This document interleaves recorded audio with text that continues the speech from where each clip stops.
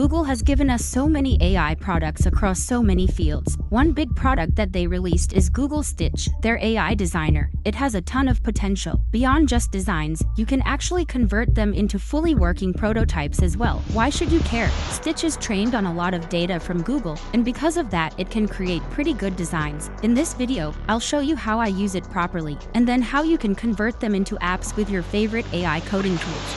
The way Stitch works is you prompt what you want, and it designs all the UI. Then you iterate on top of that, and it works for both web and mobile UI. There are two types of modes, standard and experimental. In standard mode, it's just text to UI. You write the prompt, click Generate Designs, and you'll get your results. With this, you can create up to 350 designs per month. But in experimental mode, you can use an image as a reference and generate up to 50 designs per month. Not only that, you can also choose the visuals. The main thing you need to know about Stitch is that if you tell it to make everything at once, it's not going to design well. But by iterating over your idea, it's going to stay consistent and build what you want. For example, I tried to make the UI of a chess-powered AI app called Night AI, and it built it with this amazing dark theme. In the very first prompt, I told it to make a chessboard. After it created the chessboard, I went on to create the other screens. The basic idea was to have three types of games: human versus human, human versus AI, and a really novel one where two AI models play against each other. Based on that, it created different screens for each mode. After the battle and home screens were created, the next step was creating the login and sign up pages. When I asked it to do that, you can see in the result that it consistently applied the chess pattern to the login pages, and it incorporated the design that we wanted in our app. And it also automatically created the extra forgot password screen as well. Obviously, you're going to get some problems along the way, but fixing them is pretty easy. You just have to prompt them. For example, there was a problem with the UI here, so I prompted it to change the design. It made the pieces more visible and better aligned, which made the design even more attractive. There also wasn't any logout functionality in the UI, so I asked it to create a settings screen that included the logout option. I then generated two more screens, a result screen that showed the outcome of the match since that was missing, and a game analysis screen that displayed a summary of your moves and the complete history of what happened during the game. Now that I've eventually completed this design, I'll want to convert it into a functioning app. For that, I do have a workflow that I'll guide you through. But before we do that, I also want to demo some other designs I made with Stitch.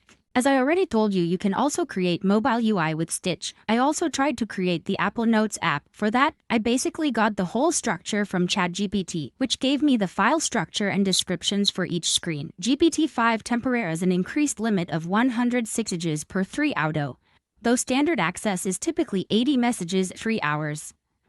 After each limit, your responses automatically switch to smaller models, for which it has unlimited. I also tried to design the Arc browser as an Android app, but even after clearly mentioning that it was supposed to be an iOS app, it still generated the UI with Material UI as the base, which is something you should know. If you want iOS applications, it's probably not going to be that good. You can see the prompt I gave and what it generated: the home screen, tabs across the top, history, and profile settings. For the actual workflow, we're going to be using Klein. They have an open source extension in VS Code that allows you to use multiple models when you want. They have a pretty amazing agent, as you're going to see throughout the video. So let's get into the workflow. The first phase in creating this application is the extraction of the design system. The Stitch folder contains all the designs downloaded from Stitch in HTML format. Using this workflow, we extract the design system and make a fully functioning Next.js frontend from it. It first analyzes the Stitch folder, then extracts things like the color palette, the fonts, and the layout patterns present in the screens. It also analyzes specific patterns that will be used later for responsiveness. I've outputted the whole workflow in this Klein rules file, which lets Klein know how the workflow works. The first 4 phases are going to be focused on setting up the documentation, and the 5th phase is going to have the implementation of these documentations. But it has all been completed, and based on the first phase, it actually implemented this design system, and in the 5th phase, which I'm going to show you,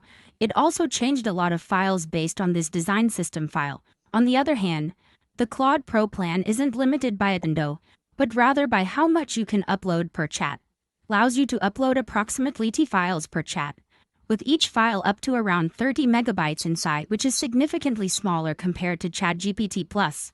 If we go to the login screen, we can see that Klein went through the designs and found different things like the purpose of the page, the sections included, and the interactive elements. It's done this for all the HTML files in the Stitch folder, including the main chessboard.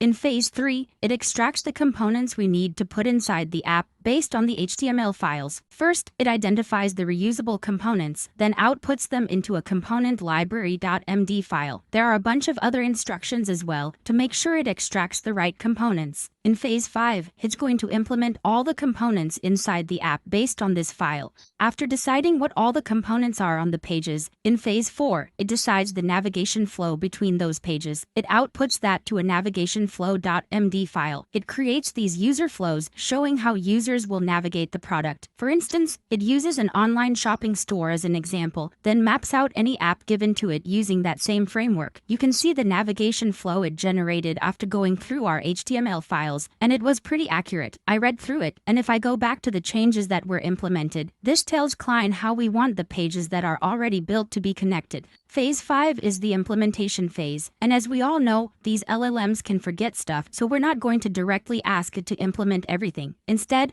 it creates an implementation blueprint.md file. In that file, it uses all the documentation from the previous 4 phases, the components, and the design system. After it creates the implementation file, it automatically implements it. You can see here it looked at the components we made and is implementing them, along with some additional rules as well. This is all inside one workflow.md file, which we use to start the workflow, as you can see right here. I'll also have it linked in the description below. The workflow file allows you to use this process to build out the complete design into fully functioning apps that you get from Google Stitch. To show you the output it made, you can see it correctly implemented all of the authentication UI. And if we go inside the chessboard, that's also fully functional. Right now, this is only a demo and doesn't contain a backend with AI models, so the models you see are selectable right here but not fully implemented, and the board can't move by itself. The UI that was implemented is pretty spot on. There might be a few errors like misalignments because it might not have the screenshots, but implementing from the HTML files is way better than having screenshots because it clones the UI one-to-one and turns them into functioning apps.